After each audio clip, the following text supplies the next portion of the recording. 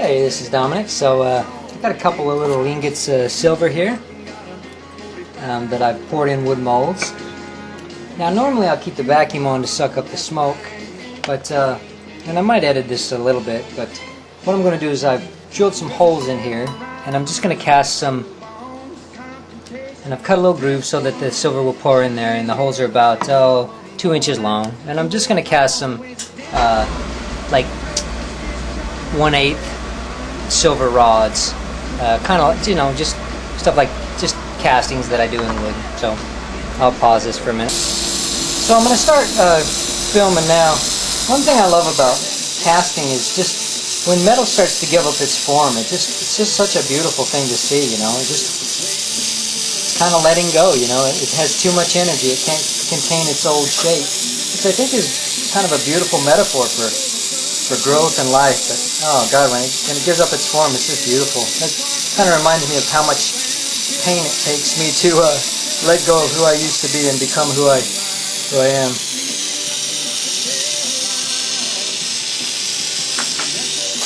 We'll try to do this.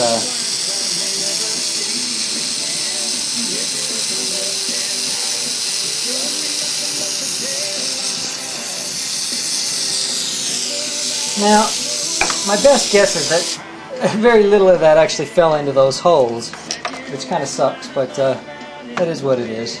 But again, I wanted you to see the beautiful process. When you're casting in metal, or in wood, you get that wonderful flame that comes up. So, now I'll cool it. Once it starts to become a little bit silver, I know it's lost its molten properties, so I'll just go ahead and cool it right off, and the flame goes right out.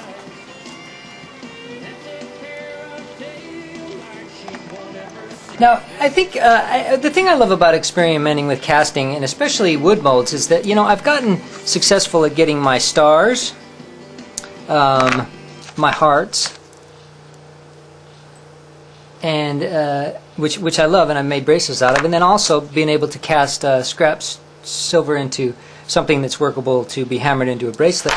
But one thing that's neat is just the learning process of what I learned about silver, and as you can see here, if you can. Well, let's see. That none of that silver poured into those little holes. That's again why you use the centrifuge, and why only certain. None of the silver actually made it into the holes, as you can see there. So that just a neat little learning experience about the properties of molten silver. So again, I have some beautiful molten silver there that I like. One thing that I did is I seasoned my melting dish and gave it this nice, beautiful, glassy gloss by simply putting borax in there. Well, first I heat the dish until it's really, really hot, and then I pour borax in there, and then it kind of melts into coats it in a nice glass, and they call that seasoning. Now, I haven't done that before, but on my when I did season this, I'm going to make a video in just a second. In fact, I'll do that now.